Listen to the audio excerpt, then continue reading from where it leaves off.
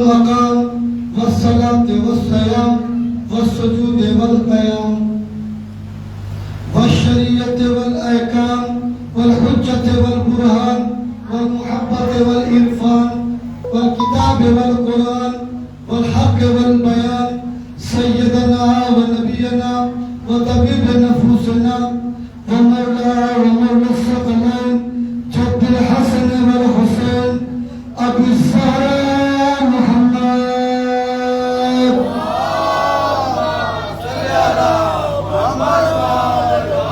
وعلى أهل بيته الطيبين الطاهرين المعصومين المظلومين. أما بعد فقد قال الله تعالى في القرآن المجيد بسم الله الرحمن الرحيم وما علينا إلا البلاغ المبين. صلوات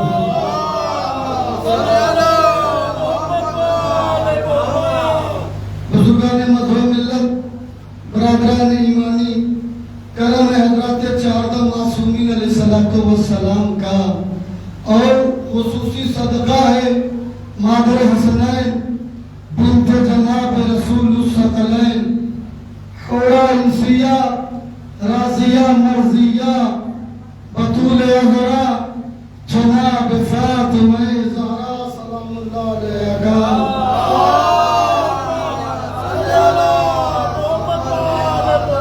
بی بی سلام اللہ علیہ کی بارگاہ میں اپنی غلامی کا ثبوت پیش کرتے ہوئے چند باتیں عرض کرنے کی غرض سے حاضر ہوا ہوں. عزیزان محترم، جیسا کہ مسلسل اس عشرہ مجالس میں مختلف عنوان کے تحت اس آیت کے ضمن میں تبلیغی پیغام دیا جا رہا ہے، کبھی غیبت کے اوپر تو کبھی تقوی کے اوپر. آج کا اسی ضمن میں موضوع جو انتخاب کیا ہے تھوڑا سا حساسیت کے ساتھ اور تھوڑا سا دل لگا کے اور من لگا کے سنیے گا، اس لیے کہ آپ اس فرش ادا پہ بیٹھے ہیں کہ جس فرش ادا کی چاہت تنہا آپ نہیں کرتے بلکہ نورانی طور پہ جناب آدم بھی اس کے مشتاق ہیں، نوح بھی خواہش مند ہیں، حضرت ابراہیم بھی اس کے خواہش مند ہیں. اس لیے کہ وہ مقام جہاں ہمارا آخری نبی آ کے بیٹھتا ہے وہاں بیٹھنے کی خواہش آدم کیوں کر نہ کریں، نوح کیوں کر نہ کریں، ابراہیم کیوں کر نہ کریں. یعنی اس فرش اعضا پہ ہر انسان کی ذمہ داری ہے کہ کم سے کم حبیب بن کے نہیں، عزیزہ توجہ کیجئے گا، ہم یہ نہیں کرتے اس فرش اعضا پہ حبیب بن کے آئیے، مسلم بن کے آئیے، مسلم ابن افجا بن کے آئیے. آپ گناہگار بن کے آئیے، اس فرش اعضا سے حور بن کے چلے جائیے. صلوات بھیج احمد آل محمد میں. مگر ایک ذہن میں بات رہے کہ ہمیشہ جب فرش اعضا پہ آئیے تو منہ دکھانے مت آئیے بلکہ خلوص کے ساتھ آئیے. دیکھیں میرے عزیزوں، اکثر یہ ہوتا ہے، میں محرم چھٹ کے بات کر دوں، سوئیوں کسی کا ہے، 40واں کسی کا ہے، کسی کے یہاں برسی ہے تو کہتے ہیں یار چلیں منہ دکھا دیں، نہیں جائیں گے تو کہیں گے دیکھیے فلاں کو اپنا دوست سمجھتے تھے وہ آئے نہیں. توجہ کیجئے گا، یعنی کہیں نہ کہیں ہمارے اندر ریاکاری آئی جاتی ہے. نماز پڑھنے کھڑے ہوئے کوئی نہیں تھا تو سوچے جلدی جلدی نماز پڑھ کے گھر چلے جائیں، لیکن دیکھا دو چار لوگ دیکھ رہے ہیں کہ مولانا نماز پڑھ رہے ہیں تو لیجئے صاحب ظہر کی تو 4 رکعت پڑھ ہی رہے ہیں پلس 8 رکعت نافلہ بھی پڑھنے لگے تاکہ لوگ سمجھیں کہ مولانا صاحب ریاکار نہیں ہے، بڑے نمازی ہیں. دیکھیے عزیزو، ریاکار آدمی عالم تنہائی میں صلوات پڑھ دے مت آل محمد پہ.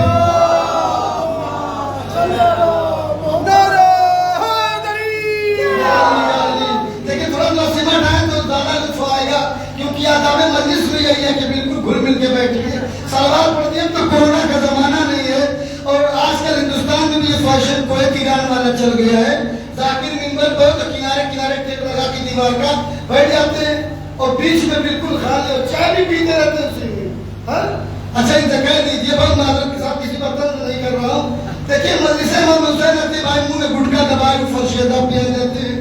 हाँ, मैं उनसे अगर कह दूं भैया आपके अब्बा अगर मर जाए तो गुटखा दबा के मुंह में जरा पूसा लेने बैठ जाइएगा, तो कहेंगे नहीं मौलवी साहब वो तो अब्बा है, आप अपने अब्बा का इतना ख्याल कर रहे हैं तो जरा रसूलुल्लाह के नवासों का भी तो ख्याल कीजिए। थोड़ा इन चीजों को, बारीकियों को समझिए। जहाँ का जो कल्चर, उस कल्चर को रहने दीजिए। आपके हिंदुस्तान का ये कल्चर हमेशा रहा है कि मिलजुल के फर्श अदा पे बैठ के, क्यों न मालूम हमारे दरमियान कहाँ सईद सज्जाद बैठे, एक सलवार पे पढ़ दें, उसके बाद गुफ्तगू का आगाज कर रहा हूं। देखिए मैं जो कह रहा हूँ, मस्जिद में कोई नहीं है, अकेला नमाज पढ़ रहा हूँ। सलामत रखिए, सलामत रखिए। मस्जिद में एको तन्हा नमाज पढ़ रहा हूँ, कोई देखने वाला नहीं। जल्दी जल्दी मगरिब इशा की पढ़ी, रिदा उठाया, निकल लिया। लेकिन देखा मुन्ने कच्छा भी देख रहे हैं, लटन भाई भी देख रहे हैं, साबिर भाई, उधर से इफ्तिखार साहब, उधर से तौकीर साहब, सज्जाद भाई, दीगर अफादिल जो बुजुर्ग हैं देख रहे हैं। तो अब भैया एकदम किरात के साथ पढ़ रहा हूँ। नमाज 8 रकात के बजाय 16 रकात पढ़ ली। उसके बाद कुरान लेके बैठ गए, तस्बीह लेके बैठ गए। तवज्जो कीजिएगा, क्यों? ताकि लोग देखें तो इनके सीने में धाक जम जाए कि बड़े मोमिन हैं। देखिए हमने किसको दिखाने के लिए इबादत की? आपको दिखाने के लिए। बरोज़े महशर अल्लाह मुझसे कहेगा, जिसको दिखाने के लिए तुमने इबादत की उसी से जाकर जन्नत ले लो। लिहाजा मेरे अजीजों, जरूरत इस बात की है कि हमारे अंदर खुलूस पैदा हो, और वो खुलूस अल्लाह के लिए हो। तवज्जो कीजिएगा। देखिए कुछ मकाम पर दिखावा जरूरी है, तवज्जो कीजिएगा। कुछ मकाम पे दिखावा जरूरी है। मिसाल के तौर पे मस्जिद में रंगाई होगी, पुताई होगी, लाइट कनेक्शन होगा, एसी लगेगी, कूलर लगेगा, मिसाल दे दे रहा हूँ। तो यहाँ पे ये है कि बस्ती के लोग पैसा देने से कतरा रहे हैं। तो मैं चूंकि एकदम कंजूस आदमी, बखील आदमी, सबसे गिरा हुआ आदमी, शेखू भाई जिम्मेदार है या साबिर भाई जिम्मेदार है, 5,000 रुपया निकालूं और सबके सामने 500 की नोट गिन के इनको दे दूं। क्यों दूं? मैं यार आकारी, यहाँ पे ये गुनाह नहीं है। क्यों दे रहा हूं सबको दिखा के? ताकि जिनके अंदर खैरात करने का जज्बा पैदा न हो रहा है, वो मुझ जैसे कंजूस को देख के अपने अंदर एक खैरात पैदा करें और खुदा की बारगाह में खैरात करने का जज्बा पैदा करें। तवज्जो कीजिएगा। अब यहाँ पे रियाकारी दिखावा जरूरी है, वरना अगर मैं न दिखाऊं तो पता चला कि यही 5,000 रुपया रह गया और मस्जिद पे काम तकरीबन 25 से 30,000 का है। लेकिन यहाँ पे दिखावा इसलिए जरूरी है ताकि दूसरों के अंदर भी ईसार करने का, सखावत करने का जज्बा पैदा हो। लेकिन हर जगह रियाकारी नहीं, क्योंकि जहां हम रियाकारी करेंगे परवरदिगार वही कहेगा जिसको दिखाने के लिए तुमने किया उसी से उसकी जजा जाके लो। पहले सलवार पढ़ दे, फिर अपने गुफ्तगू की तरफ आते।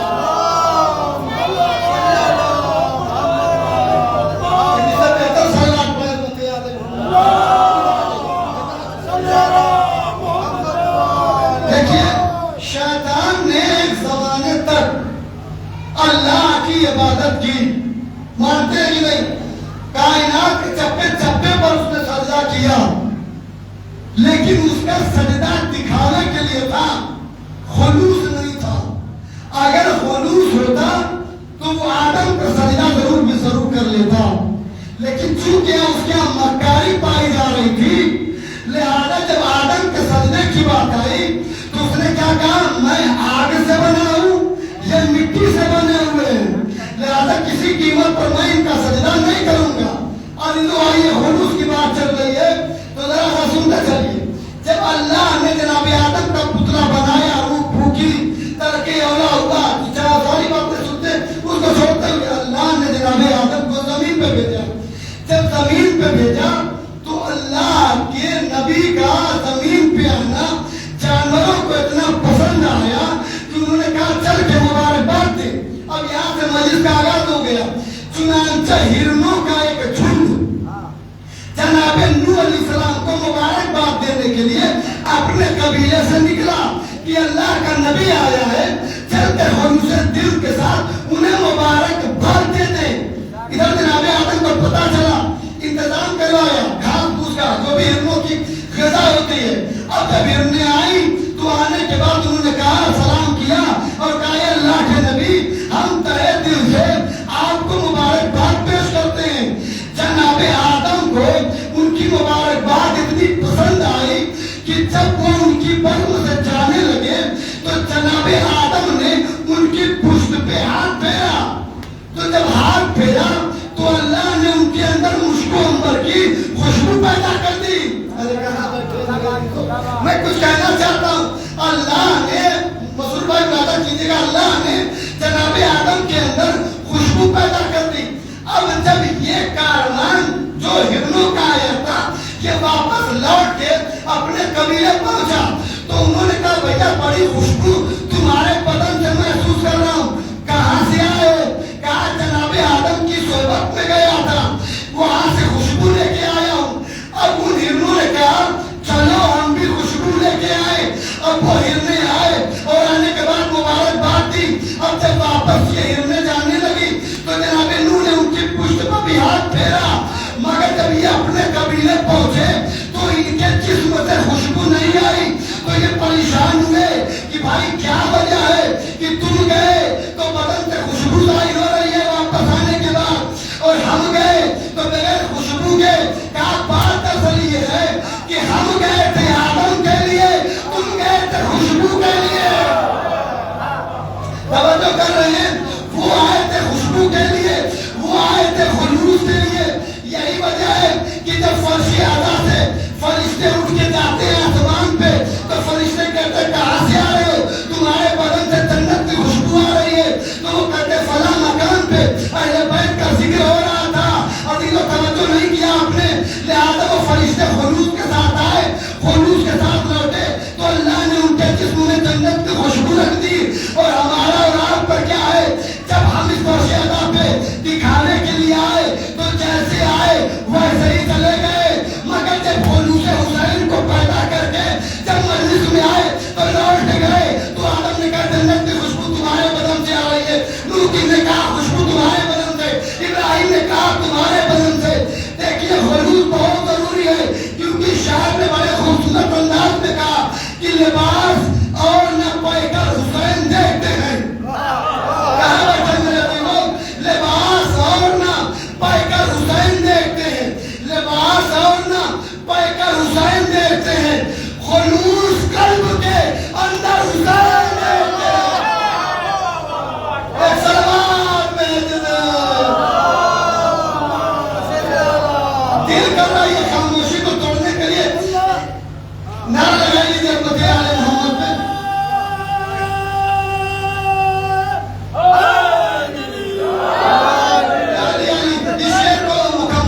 اس شعر کو مکمل کر دوں پھر نعرہ لگائیے گا تاکہ بات بھی ادھوری نہ رہے، اور جو مومنین کچھ لے کے جائیں اسی اشعار کے ذریعے کہ لباس اور نہ پیکر حسین دیکھتے ہیں، خلوص قلب کے اندر حسین دیکھتے ہیں۔ حسین کے دل چھو لباس اور نہ پیکر حسین دیکھتے ہیں، خلوص قلب کے اندر حسین دیکھتے ہیں، لباس اور نہ پیکر حسین دیکھتے ہیں، خلوص قلب کے اندر حسین دیکھتے ہیں۔ میں گھر کو چھوڑ کے جاتا ہوں جب بھی مجلس میں، مجھے یقین ہے میرا گھر حسین۔ ارے لباس اور نہ پیکر حسین دیکھتے ہیں، خلوص قلب کے اندر حسین دیکھتے ہیں۔ میں چھوڑ آیا ہوں قاتل کو جتنی بستی میں، سنا کی نوک پر چڑھ کر حسین دیکھتے ہیں، سنا کی نوک پر چڑھ کر حسین دیکھتے ہیں۔ سلام دے دے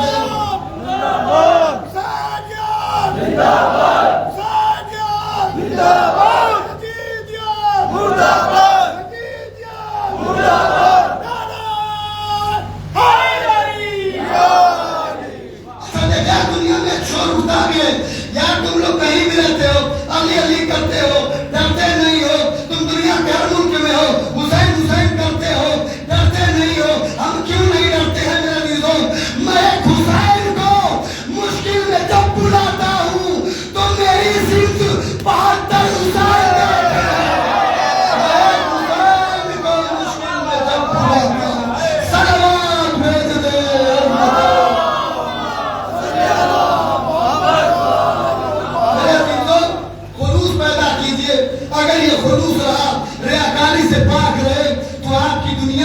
سنورے گی، آپ کی آخرت بھی سنورے گی۔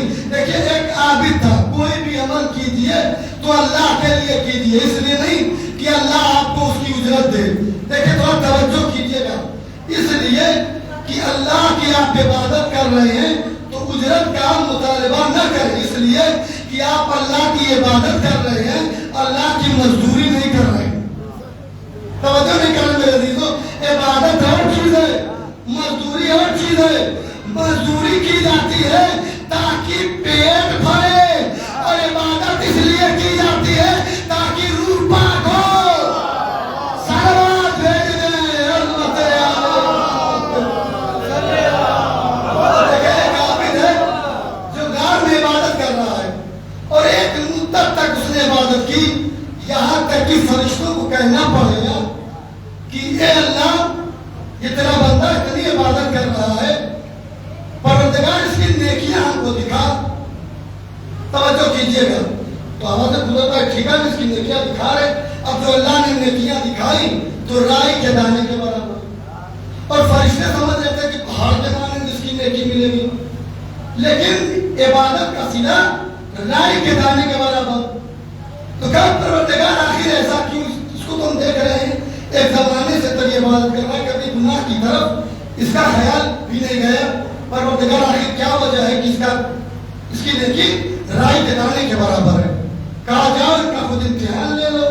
اور اس کے بعد وہ فرشتہ آیا، کہا ذرا سا آپ اس غار سے، اس گفا سے باہر نکلیے اور ذرا اللہ کی قدرت کا مظاہرہ کیجیے۔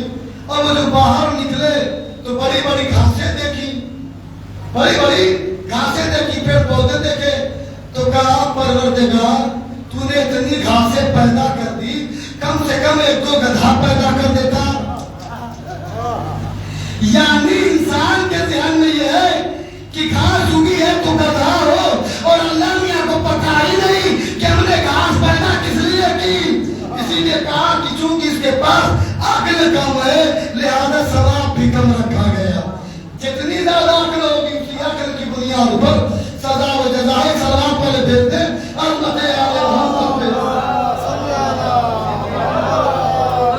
آخری بات انشاءاللہ ختم ہوتا ہے، توجہ کے ساتھ سنیے، دیکھیے یاد رہے کہ جو عمل آپ اللہ کی ہوتا ہی ہے نا، اچھا ہم اس چیز کو جانتے بھی نہیں ہیں۔ میں مثال دے دوں، کوئی بندہ ہو ایسا جس کی ہم 500 روپے کی مدد کرتے اپنی حیثیت کے اعتبار سے، تو مسجد میں جائیں گے، اچھا فلاں صاحب آئے تھے بڑا پریشان تھے، ہم نے کہا لا یار 500 روپیہ دے دیں۔ اچھا ہم اس لیے بیان کرتے ہیں، وہ ریاکاری والا نہیں ہے، لیکن اس کو پتا نہیں کہ میرا سارا مال ختم ہو رہا ہے۔ جیسے جیسے ہم نیکیوں کو گنانا شروع کرتے ہیں، فلاں کو 2000 ہم نے دیا ہے، فلاں کیا عید کے دن کپڑا نہیں بننے والا تھا، ہم نے کہا لو یار 2000 روپے جاؤ کپڑے پہ بنوا لو۔ یہ جن لوگوں سے ہم کہہ رہے ہیں نا، اپنے اس درخت پہ پاؤں چلا رہے ہیں کہ جو درخت پھلاور ہو چکا ہے اور پھل کھانے کا دن ہے تو ہم نے اس پہ آنا چلا دیا۔ توجہ کیجیے گا، تو ضرورت اس بات کی ہے کہ اس کو خلوص کے ساتھ انجام دیں اور ریاکاری اور مکاری سے بچیں، اور تھوڑا سا قرآن کے آئینے میں اپنے اعمال کو پیش کریں کہ ہمارا اعمال قرآن کے مطابق ہے کہ نہیں۔ چنانچہ ہمارے اور آپ کے چھٹے مولا حضرت امام جعفر صادق سمانا ہے، اور ایک بہت بڑا عالم دین جو دشمن اسلام ہے، وہ چہرے پر نقاب ڈال کے کھڑا ہو کے بازو نصیحت کر رہا تھا، اور چھٹے مولا نے دیکھا بہت بڑا مجمع ہے۔ کسی نے پوچھا، امام نے کسی سے پوچھا یہ کون ہے؟ یہ بہت بڑے مولانا ہے، بہت زیادہ جانکار ہے، ان سے زیادہ جانکار کوئی نہیں ہے۔ امام صاحب نے خاموشی سے اس کی ساری گفتگو سنی، تو امام نے کہا دیکھیں یہ کرتا کیا ہے، دیکھیں یہ کرتا کیا ہے۔ وہ اپنی تقریر کرنے کے بعد نکلا، جب بازار سے نکلا تو اس نے ٹھیلے پر سے ایک سیب چرا لیا۔ تو امام نے سوچا شاید ہو سکتا ہے کہ اس نے سیب والے کو پیسہ پہلے دیا اور پہلے اگر سے گزروں گا تو ایک سیب لے لوں گا۔ توجہ کی جگہ ایک دیا سیب سے اٹھا لیا، آگے بڑھا تو دیکھا کہ انار ایک آدمی بیچ رہا ہے، 2 انار اٹھا لیا۔ پھر آگے بڑھا، دیکھا روٹی فروش ہے، نان فروش ہے، وہاں سے دھیرے سے روٹی اچھلا لی۔ آگے بڑھا تو دیکھا ایک بیمار فقیر بیٹھا ہوا ہے، اسی کو لے جا کے انار، روٹی اور سیب اسی فقیر کو دے دیا اور دیکھے آگے بڑھ گیا. امام نے کہا یار یہ تو اس نے عجیب کام کر دیا. سیب اٹھایا تو میں سوچا شاید اس نے پیسہ دیا ہوگا. انار بھی اٹھا لیا بغیر پوچھے, روٹی بھی اٹھا لی بغیر پوچھے. مجھے اس کے بارے میں معلوم کرنا پڑے گا کہ آخر اس نے یہ عمل انجام کیوں دیا. آگے بڑھے. امام نے کہا بھائی ذرا سنو, تم سے ایک بات کہنی ہے. وہ رکا. اس نے کہا کیا؟ کہا میں نے چھپ چھپ کے دیکھا تم نے فلاں جگہ سے سیب اٹھایا, فلاں جگہ سے انار اٹھایا, فلاں جگہ سے نان روٹی اٹھائی اور لا کے فقیر کو دے دیا. کیا تم نے ان تینوں دکان پہ پیسہ دیا تھا؟ کہا نہیں. تو امام نے کہا اس کا مطلب تم نے چوری کی؟ اس نے کہا بالکل. تو امام نے کہا تم نے تو گناہ کا کام کیا. تو اس نے امام زبردست کرنے کا بھی امام کو سکھا رہے ہیں کیا کہ میں نے چوری کتنی کی؟ امام نے کہا 3. اور کہا قرآن تم نہیں پڑھتے ہو, اپنے آپ کو اہل رسول کہتے ہو, امام کہتے ہو شیعوں کا, قرآن نہیں پڑھتے. اللہ کہہ رہا کوئی ایک نیکی کرے گا تو اس ایک نیکی کے بدلے میں 10 نیکی دوں گا. اور اگر کوئی آدمی ایک برائی کرے گا تو ایک برائی کے بدلے کی سزا ہوگی. ایک پہلے سلوات پڑھے امت علی محمد. تھوڑا توجہ کے ساتھ سنیے گا. وہ کیا دیکھیے عالم ہے, گمراہی پر ہے اور امام کو بھی سمجھا رہا ہے قرآن سے. اس کا مطلب آج کے زمانے میں بھی اگر کسی کو دھوکہ دیا جاتا ہے تو قرآن ہی کے ذریعے دیا جاتا ہے. قرآن نے یہ کہا لکھا ہے اور دکھا دو تو کہتے ہیں ہم مانتے نہیں. اب کیا اس نے کہا توجہ کیجیے گا, اس نے کہا کیا قرآن نہیں پڑھتے کہ قرآن کہتا ہے کہ اگر کسی انسان نے ایک نیکی کی بھائی سلوات پڑھ لیجیے ایک جیتی جاتی سلوات پڑھیے لگ رہا ہے اسے کوئی امام ہمارا سلامت رکھے. توجہ تھوڑا سا کریں, جو آ رہے آنے دیجیے, جو جا رہے جانے دیجیے. تھوڑا جو آپ شروع سے مجلس میں شرکت کر رہے ہیں وہ تھوڑا توجہ فرمائیں اس چیز پہ. اس نے کہا قرآن نہیں پڑھتے ہیں آپ. قرآن کہہ رہا ہے کہ جو اللہ کی بارگاہ میں 1 روپیہ خرچہ کرے گا اللہ اس کے بدلے میں 10 دے گا. یعنی ایک نیکی کے بدلے میں 10 نیکی اور ایک گناہ کے بدلے ایک ہی سزا.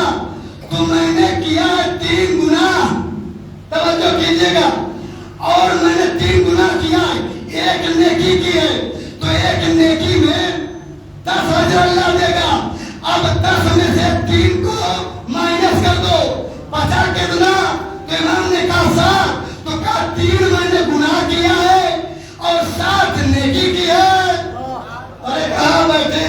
امام نے کہا تم نے یہ بات تو قرآن سے نکال لی, مگر قرآن سے یہ بات نکالنا کیوں بھول گیا کہ اللہ کہہ رہا ہے کہ انما یتقبل اللہ من المتقین, کہ اللہ چور کے مال کو قبول نہیں کرے گا, متقیوں کی خیرات کو قبول کرے گا. متقیوں کے اعمال کو قبول کرے گا. چوری کر کے بانٹیں گے تو اللہ تھوڑی قبول کرے گا. لہذا ان سب چیزوں سے بچنا چاہیے. اچھا ہوتا بھی یہ ہے کہ مولوی صاحب ایک صاحب تھے ہمارے گاؤں میں, مولوی صاحب 25,000 روپیہ صاحب سامان کے لائے بانٹنے کے لیے. ٹھیک ہے, کہیں 5,000 روپیہ تو چاہے باہر دیں اور 20,000 روپیہ رکھ لیں تو 20,000 روپیہ حلال ہو جائے گا. ہم نے کہا جتنا رکھیں گے اتنے عذاب میں مبتلا رہیں گے, جتنا دیں گے اتنا ذمہ داریوں سے بچیں گے. ہم یہ سمجھتے ہیں 100 روپیے میں سے 20 روپیہ دے دیا اور 80 روپیہ رکھ لیا تو یہ 80 روپیہ جائز ہو جائے گا. نہیں میرے عزیزو, خون سے کا یہ طریقہ نہیں. خون سے اپنے مال سے نکالا جائے گا, دوسرے کے مال سے نہیں نکالا جائے گا. سلامات بھیج دے.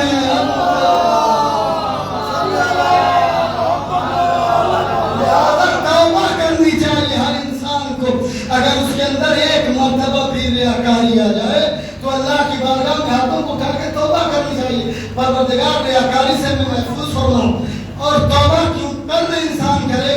اس لیے کہ توبہ ایک واحد دروازہ ہے کہ اگر بندہ توبہ کر لیتا ہے تو اللہ اس کے سارے گناہ معاف کر دیتا ہے, بشرطے کہ دوبارہ اس گناہ نہ کرے. اگر کوئی شراب پی رہا ہے اور ساتھ توبہ بھی کر رہا ہے تو یہ ایسے ہی ہے کہ कैंसर की दवा भी खा रहा है और शराब भी पी रहा है, दवा फायदा थोड़ी करेगी। तौबा का मतलब ये कि तौबा कर लिया तो आइंदा गुनाह की तरफ न जाए। चुनांचे बनी इसराइल में आखिरी बात है दुआ, आज जनाब इस्लाम का ताबूत बरामद होगा। थोड़ा सा इस वाक़े को सुन लीजिए, खत्म दुआ क्योंकि आप लोग जुम्मा सोए हुए माशाअल्लाह से थके हुए होंगे। अल्लाह अलैहि सबके में सैयद सज्जाद के सदक़े में आपकी थकावट को दूर करे। बनी इसराइल में बहुत बड़ा तूफान आया, हम और आप अरे मुझे हो गया गुनाह। कोई एक आदमी ने इंतकाल कराई जो कहे कि गुनाह होते होते मैंने अपने आप को बचा लिया। जिस दिन ये अंदर कुव्वत पैदा हो गई, समझ जाइए आप अल्लाह के मुकर्रम बंदे नहीं बल्कि आपका शुमार मलाइका में होगा। तूफान आया समंदर में, एक कश्ती थी जिसमें सैकड़ों लोग बैठे हुए थे, कश्ती पलट गई। एक औरत कश्ती का एक टुकड़ा पकड़ के किसी तरीके से किनारे आ गई। वो औरत मुश्किल थी 25 साल की, बिल्कुल जवान, बेहतरीन, खूबसूरत, हसीन, जमीन, दरिया के किनारे आ गई, तख्ते के सारे बैठे हुए। जब वो आगे कुछ देर बैठी रही कि यकायक एक डाकू उधर से चला आया। इसने देखा और समझ गई कि यार मेरी खैर नहीं है, दिली दिल में अल्लाह से मदद मांगने लगी कि परवरदिगार रास्ता किसी नामहरम ने मुझे छुआ नहीं है, अल्लाह मुझे इसको इससे बचा और अपनी पनाह में ले ले। तो डाकू करीब आया, उसने कहा बहुत दिन हो गए हैं गुनाह किए हुए और आज मेरी मुराद पूरी हो गई है, इससे खूबसूरत औरत आज तो गुनाह करने में बड़ा मजा आएगा। तो देखा वो औरत थर-थर कांपने लगी। तो कहा मैं गुनाह के लिए आमादा नहीं हो सकती, मुझे खौफ है। तू डाकू होगा, किस चीज का खौफ है? यहाँ तुम्हारे और मेरे सिवा कोई है ही नहीं, कोई देखने वाला नहीं। जब कोई देखने वाला हो तब न गुनाह से डरा जाए, यहाँ तो कोई देखने वाला है ही नहीं, तुम वहां में गुनाह कर लेते हैं। कहा सुनो ये तुम्हारा ईमान है, यहाँ कोई देखने वाला नहीं है, लेकिन मुझको और तुमको इस वक्त मेरा खुदा देख रहा है। इस वक्त तुमको और मुझे मेरा खुदा देख रहा है। जब डाकू ने ये बात सुनी उसका दिल धड़क गया और उस औरत को उसने छोड़ दिया और दिल में उसने तौबा कर ली। देखिए बहुत बड़ा मसला है कि एक जवान औरत तन्हाई में हो और एक जवान अपने आप को बचा ले। जवान बचा ले, हैरत की बात नहीं है, डाकू ने अपने आप को बचा लिया। अब अगर आप न बचा पाए, मैं न बचा पाऊं, तो हम अपने आप को उस डाकू से बदतर समझे। नतीजा इस वाक्य से निकला, हम आगे सुनिए। अब आलम ये हुआ कि वो डाकू तौबा करके आगे बढ़ा। देखा एक बहुत बड़ा आबिद, एक नमाजी, एक मुत्तकी, एक परहेजगार चला आ रहा है और कड़ाके की धूप, बहुत शिद्दत की धूप। तो साबित ने कहा कि भाई तुम चेहरे से बड़े अच्छे लग रहे हो, डाकू से कह रहा चेहरे से बड़े अच्छे लग रहे हो, दुआ करो ताकि अल्लाह बादल भेज दे हम लोगों के सरों पे और साया हो और हम लोग की सलवार भेज दे। पढ़ूंगा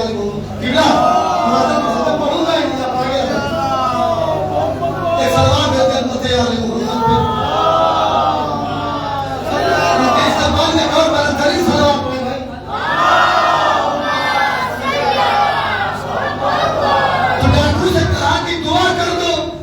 भाई मैं दुआ नहीं कर सकता, मैं बहुत बड़ा गुनाहगार हूँ। अच्छा देखिए जो जितना अपने आप को गुनाहगार समझेगा अल्लाह के नजदीक वही इज्जत वाला होगा, और जो हमसे बड़ा मुत्तकी कोई नहीं, हमसे बड़ा मौला वाला कोई नहीं, हमसे बड़ा ताकीर कोई नहीं, वो सब कुछ तो हो सकता है, अल्लाह का हकीकी बंदा नहीं हो सकता। तवज्जो कीजिएगा मेरे अजीजों, अब आलम क्या है जरा मुरादा कीजिएगा। तू डाकू जब मैं बड़ा चोर हूँ, डाकू हूँ, अल्लाह का नाफरमान बंदा हूँ, मैं नहीं दुआ कर सकता। तो साबित ने कहा ठीक है मैं दुआ करता हूँ, तुम आमीन कह देना, तुम आमीन कह देना। तो डाकू ने कहा ठीक है। अब साबित ने दुआ की, परवरदिगार इस मैदान में, इस रेगिस्तान में धूप बहुत है, पाँव चल रहा है, सर खोल रहा है, ये अल्लाह खुदा बखरा जाएगा, परवरदिगार कोई बादल भेज दे। अजीजों अल्लाह ने बादल का टुकड़ा भेजा जो इन दोनों के सर पे साया फिगर हो गया। उस डाकू ने आमीन कहा, अल्लाह ने बादल भेज दिया। अब ये दोनों चलने लगे। अब फर्ज कीजिए वो आते आते ये जो आरएस स्कूल है उस स्कूल के पास दोनों ठहरे। एक को जाना है असरापुर, ठीक, और एक को जाना है मिसाल के तौर पर सुल्तानपुर, एक को जाना है मिसाल के तौर पर मिठनेपुर। तवज्जो कीजिएगा। तो अब दोनों को यहाँ से रास्ता दोनों का जुदा होने वाला है। اور یہ جو ڈاکو بیچارہ اپنے آپ کو ابھی تک سمجھ رہا تھا توبہ کرنے کے باوجود، یہ چلا سلطانپور کی طرف۔ جب عابد کچھ دور پہنچا تو اسے پھر دھوپ محسوس ہوا، گرمی محسوس ہوئی۔ اس نے اوپر سر کر کے دیکھا تو کیا دیکھا؟ بادل غائب۔ پیچھے مڑ کے دیکھا تو دیکھا اس ڈاکو کے سر پہ بادل سایہ فگن ہے۔ لوٹ کے آیا، کہا ہم نے تو عابد ہوں، متقی پرہیزگار ہوں، تم اپنے آپ کو ڈاکو کہہ رہے تھے، تم اپنے آپ کو چور کہہ رہے تھے۔ کہا بات دراصل یہ ہے کہ میں نے توبہ کر لی تھی۔ ارے کہاں بیٹھے ہیں؟ میں نے توبہ کر لی، شاید اللہ نے توبہ قبول کر لی، اور یہ جو بادل تمہارے حصے کا تھا میرے حصے میں آ گیا۔ اللہ نے یہ جو بادل بھیجا وہ آسمان سے بھیجا، اللہ نے جو بادل بھیجا وہ آسمان سے بھیجا۔ ہر مفتی نے مان لیا، ہر ملا نے مان لیا کہ ڈاکو کے لیے آسمان سے بادل آ گیا، چور کے لیے آسمان سے بادل آ گیا۔ مگر جیسے ہی آپ نے کہا حسنین کے لیے جنت سے لباس آ گیا، تو اعتراض شروع ہو گیا، سوال شروع ہو گیا، حوالہ مانگنے لگے، قرآن سے دکھاؤ، حدیث سے دکھاؤ، تفسیر سے دکھاؤ۔ بھائی ڈاکو کے لیے اللہ آسمان سے بھیج سکتا ہے، اور حسنین دل بندے زہرا کے لیے نہیں بھیج سکتا۔ وہ حسنین، وہ دل بندے زہرا جس نے اپنا بھرا گھر راہ خدا نے قربان کر دیا، جس کی پوری زندگی تقوی میں گزر گئی۔ یہ عزیزوں سننے میں آیا ہے کہ آج 5 محرم ہے، لیکن تابوت جناب علی اکبر علیہ السلام کا نکالا جائے گا۔ کل انشاءاللہ جناب لیٹن علی صاحب کی بارگاہ میں انہوں محمد کا مزار پڑھ دوں گا۔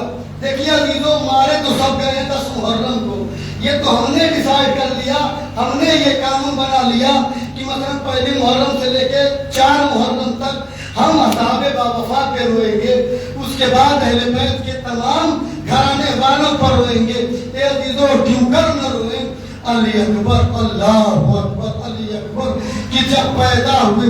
عزیزوں ہم مسلمانوں کے لیے رونے کے لیے یہی کافی ہے کہ پیغمبر اسلام کی شبیہ تھے اور سینے میں نیزہ مارا گیا۔ یہ عزیزوں رونے کے لیے یہی کافی ہے۔ ہم شکل پیغمبر مسلمان جان چھلکتا ہے۔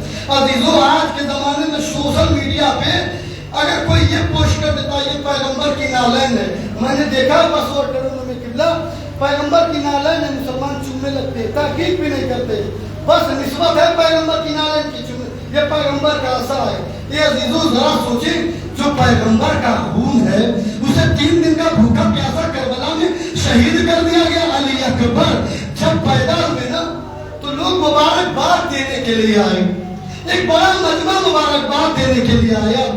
امام علیہ السلام کہہ رہے مبارکباد دو، علی اکبر کو دیکھو چلے جاؤ، جنہوں نے پیغمبر کو نہیں دیکھا وہ دیکھنے کے لیے آ رہے، مبارکباد دے رہے، چلے گئے۔ ایک بندہ ایسا بھی آیا کہ اس نے دیکھا تو دیکھتا ہی رہ گیا، دیکھتا ہی رہ گیا، دیکھتا ہی رہ گیا۔ مظلوم حسین نے کہا بھائی جاؤ، چلے جاؤ اٹھ کے کسی دوسرے کو زیارت کرنے دو۔ اس نے کہا مولا میری ایک التجا ہے، میری ایک درخواست ہے۔ کہا دعا کیجئے مولا، اللہ ایسے ہی ایک بیٹا مجھے بھی پیدا کر دے، اللہ ایک بیٹا ایسے ہی مجھے بھی دے دے۔ آواز قدرت امام حسین نے کہا ٹھیک ہے میں دعا کر دوں گا، لیکن دعا کرنے سے پہلے مجھے ایک بات بتا، اللہ تجھے ایسا بیٹا دے دے اور اس کے پاؤں میں کانٹے چبھ جائیں، کیا تم برداشت کرو گے؟ اس نے کہا مولا نہیں، وہ کانٹا اس بچے کے پاؤں میں نہ چبھ کے میری آنکھوں میں چبھ جائے یہ مجھے گوارا ہے، مگر مجھے یہ گوارا نہیں کہ اس خوبصورت بچے کے پاؤں میں کانٹا چبھے۔ حسین نے کہا پھر دعا نہ کروانا، اس لیے کہ اگر تم پاؤں میں کانٹے کو نہیں برداشت کر سکتا تو ذرا مجھے زور کربلا میں یہی علی اکبر ہوگا، سینے میں نیزے کی انگلی کھائے ہوئے آواز دے گا بابا میری مدد کو۔ جزاک اللہ، خدا آپ کو کوئی غم نہ دے سوائے مظلوم کربلا کے۔ اے عزیزو علی اکبر کی قربانی کوئی معمولی قربانی نہیں ہے۔ علی اکبر جب اجازت لینے کے لیے آئے تو کہا میرے لال میں نے تجھے تھوڑی پالا ہے، تمہیں تو تمہاری پھوپھی زینب نے پالا ہے، مجھ سے زیادہ حق تمہارے اوپر تمہاری پھوپھی کا ہے، جاؤ اپنی پھوپھی اماں سے اجازت لو۔ جناب علی اکبر آئے خیمے میں، پھوپھی اماں آیا ہوں ان کی اجازت کے لیے۔ اے میرے لال علی अकबर, तुम्हारे लिबास पे कभी मैंने मिट्टी को बर्दाश्त नहीं किया। तुम अगर खून भरा कुर्ता लेके आओगे, खून भरा बदन लेके आओगे, तो ज़ैनब को देख कर मर जाएगी। जज़ाकल्लाह जज़ाकल्लाह। कहा फूफी अम्मा क्या आप चाहती हैं मैं मैदान करबला न जाऊं? नहीं मेरे लाल, मैंने तुझे चक्कियां पीस पीस के पाला है। फूफी अम्मा ठीक है, जरा इसी खाक पे बैठ जाइए।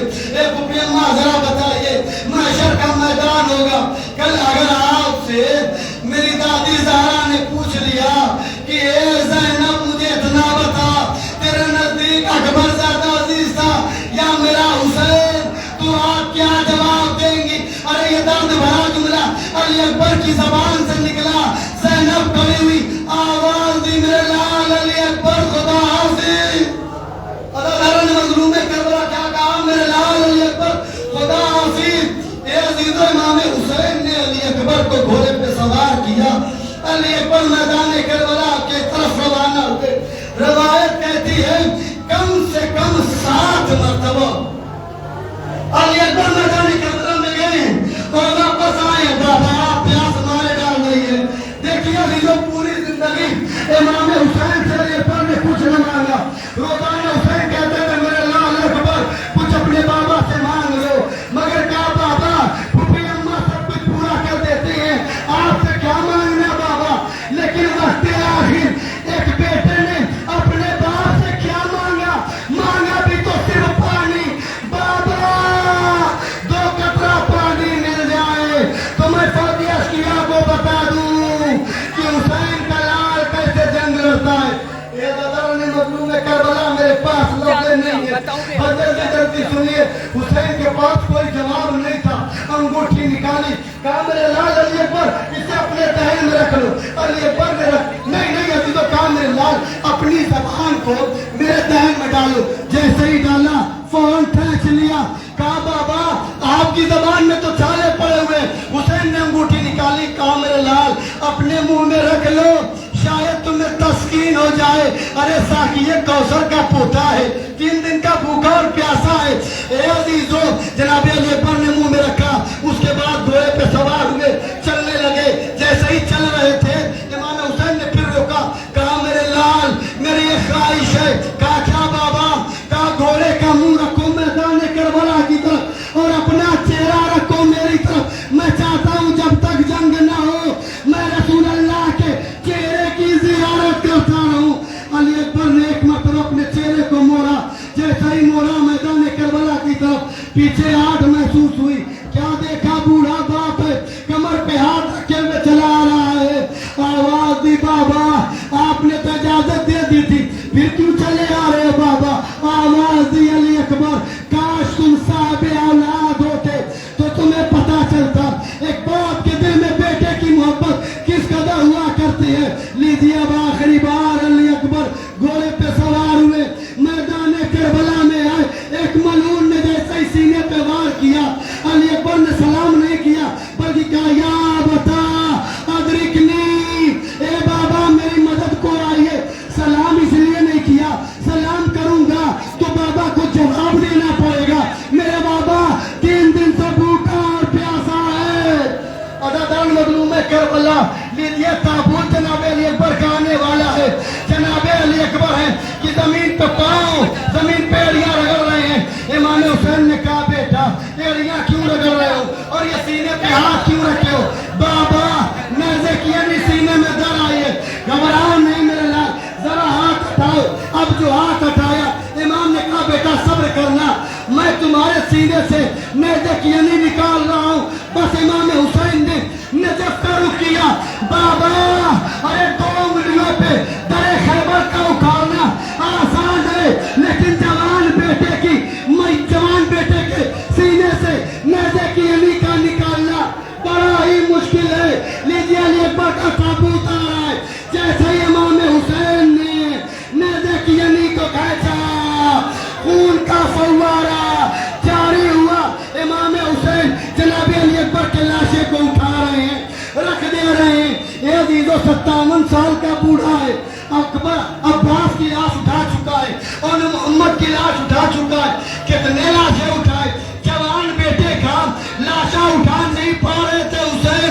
कि यकाएक लाशे को रख दिया, गए में करू किया, आवाज दी, ए बनी हाशिम के बच्चों आओ। अरे ज़ईफ़ बाप से जवान बेटे का लाशा उठाया नहीं जाता है। ए बनी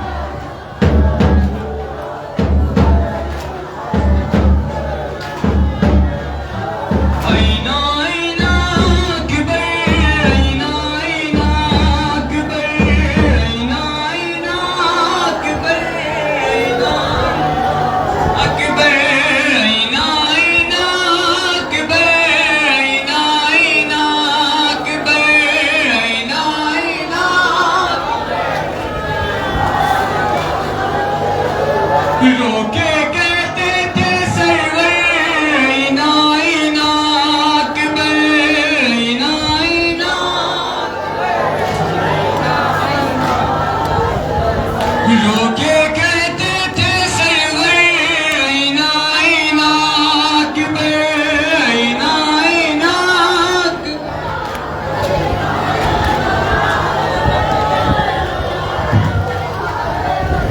کیسے بڑھاپے میں ڈھونڈے پا گئے اکبر کے سینے میں پرچھی کا بھر کیسے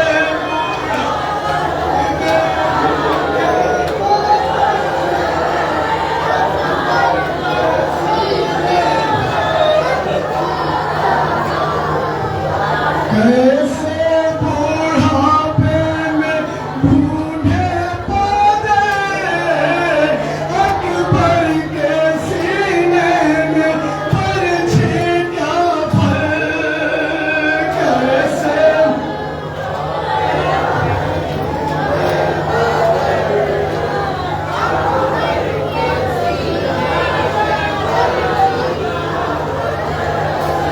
ان